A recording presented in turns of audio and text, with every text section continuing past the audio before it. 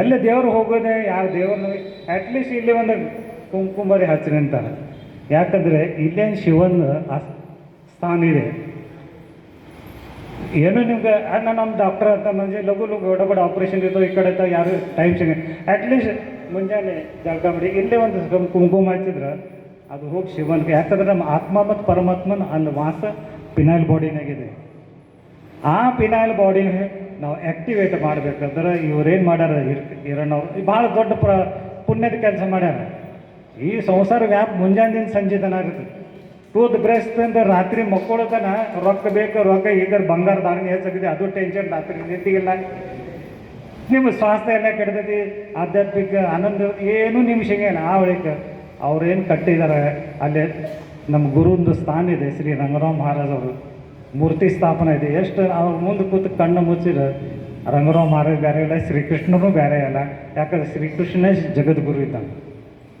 ವಸುದೇವ ಸುತಂ ದೇವಂ ಕಂಸಚಾನೂರ ಮರ್ದನಂ ದೇವಿಕಿ ಪರಮಾನಂದಂ ಕೃಷ್ಣಂ ಒಂದೇ ಜಗದ್ಗುರು. ಕೃಷ್ಣನೇ ಪರಮ ಗುರು. ಅವು ಎಲ್ಲ ಗುರುಗಳೇ. ಇವ್ರಿಗೆ ಹೋದ್ರೆ ಆ ಕೃಷ್ಣಗೆ ಹೋಗ್ಬಿಡ್ದು. ಯಾವ ಗುರು ಆ ಹೋಗೋದು ಕೃಷ್ಣಗೆ. ಅದಕ್ಕೆ ನಮ್ಮ ಕೈಲಿ ಏನೂ ಚಲೋ ಮಾಡಿದಾಗಿಲ್ಲ, ಕೆಟ್ಟರೆ ಮಾಡ್ಬೋದು. ಅಟ್ಲೀಸ್ಟ್ ಧ್ಯಾನರೇ ಮಾಡಿರಿ. ಆ ನೀವು ಪರಮಾತ್ಮಗೆ ಒಂದು ಬ್ರಿಡ್ಜ್ ಕಟ್ತೈತೆ. ಇದು ಹ್ಯಾಂಗಿದೆ ಅಂದ್ರೆ ಮ್ಯಾಲ ಮಾಡಿರ್ತಾವ ಮಾಡ. ಒಂದು ಹುಡುಗ ಹಿಂಗೆ ತಂತಿ ಜಗ್ತಿರ್ತಾನೆ. ಅವ ಮನುಷ್ಯ ಕೈ ಮತ್ತು ಇದು ಏನು ತಂತಿ ಇಲ್ಲ, ಅದು ಪತಂಗಿದೆ. ಅದು ಪತಂಗ ಅದು ಎಲ್ಲಿ ನಂಗೆ ಕಾಣಿಸಲ್ಲ, ಅದು ಮಾಡಿ ಹಿಂದಿದೆ ಅಂತ. ಮತ್ತು ನಿನ್ಗೆ ಹೆಂಗೆ ಗುರ್ತೈತಿ? ಅದು ದಾರಿ ಇದೆಯಲ್ಲ, ಅದಕ್ಕೆ ನನಗೆ ಹಿಂಗೆ ಕನೆಕ್ಷನ್ ಇದೆ, ಅದು ಎಲ್ಲಿದೆ ಗುರುದ. ಹಂಗೆ ಇದು ಧ್ಯಾನದ ಕನೆಕ್ಷನ್ ಮಾಡ್ರೆ ನಾವು ಗುರು ಮತ್ತು ಭಗವಂತಗೆ ನಾವು ಪಡಿಬೋದು.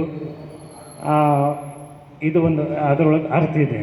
ಅದಕ್ಕೆ ಧ್ಯಾನ ಕೂತ್ರೆ ಆ ಮೆಡಿಕಲ್ ಅದು ಭಾಳ ಫಾಯ್ದೆ ಇದೆ ರೀ. ಮೆಡಿಕಲ್ ಓಂ ಅಂದ್ರೆ ನಿಮ್ಮ ಬ್ರೈನ್ದಿಂದ ತೆಳಗೆ ಹಿಂಗೆ ಆ್ಯಕ್ಟಿವೇಟ್ ಆಗೋದು. ಎಂಡೋಕ್ರೈನ್ ಸಿಸ್ಟಮ್ ಅಂದ್ರೆ ನಮ್ಗೆ ಏನು ಯಾವ ಡಾಕ್ಟ್ರು ಕೊಟ್ಟರು 108 ಔಷಧ ಬರುತ್ತೆ. ಇದು ಧ್ಯಾನಗೆ ಯಾವ ಕಾಯಿಲೆನೇ ಬರೋಂಗಿಲ್ಲ. ನಿಮ್ಮ ಬಾಡಿ ಫಿಸಿಕಲ್, ಮೆಂಟಲ್, ಸೋಷಿಯಲ್ ಇವು ಎಲ್ಲ ವೆಲ್ಫೇರ್ ನಿಮ್ಗೆ ಧ್ಯಾನದಿಂದ ಸಿಗ್ತದೆ. ಇದ್ರ ಬಗ್ಗೆ ನನ್ನ ಭಾಳ ಜ್ಞಾನ ಇಲ್ಲ. ಗುರುಗಳಿದ್ದಾರೋ ಚಂದ ಮಾತಾಡ್ತಾರೆ. ಆದ್ರೆ ನಾನು ಡೇ ಟು ಡೇ ಲೈಫ್ ಮೆಡಿಕಲ್ನಾಗ ಏನಿದೆ ಅದು ಹೇಳ್ತೀನಿ. ಟೈಮ್ ಇದೆ. ಒಂದು ಉದಾಹರಣೆ ಹೇಳ್ತೀನಿ ಧ್ಯಾನದ ಮಹತ್ವ.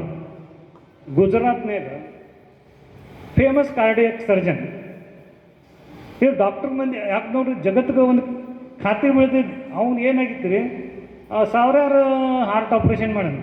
ಒಂದು ದಿವಸ ಒಂದು ಚಕ್ಕರ್ ಬರಾಕತ್ತಿದ್ದು ಬಿದ್ದ. ಅವು CT ಸ್ಕ್ಯಾನ್ ಬ್ರೈನ್ ಮಾಡಿದ. ಒಂದು ಇಲ್ಲಿ ಅಲ್ಲಿ ಗಂಟಿತ್ತು ಬ್ರೈನ್ ಒಳಗೆ. ಅದಕ್ಕೆ ಟ್ಯೂಬರ್ಕ್ಯುಲೋಸಿಸ್ದು ಒಂದು ಗಂಟಿತ್ತು, TBದು. ಆಯ್ತು, ಅದು ಇಮಿಡಿಯೇಟ್ಲಿ ಅದು ಆಪ್ರೇಷನ್ ಮಾಡ್ರು. 6 ತಿಂಗಳು ಕೆಟ್ಟು ಡೇಂಜರ್ಸ್ ಡ್ರಗ್ಸ್ ಅವು TBದು.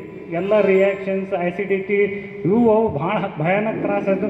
ಈಗ ನಂದು ಕಾಯಿಲೆ ಎಲ್ಲ ಆರಾಮಾಗಿತ್ತು ತಿಳ್ಕೊಂಡು ಮತ್ತು ಇದಕ್ಕೆ ಹೋದವ ರಿವಿಷನ್ CT ಸ್ಕ್ಯಾನ್.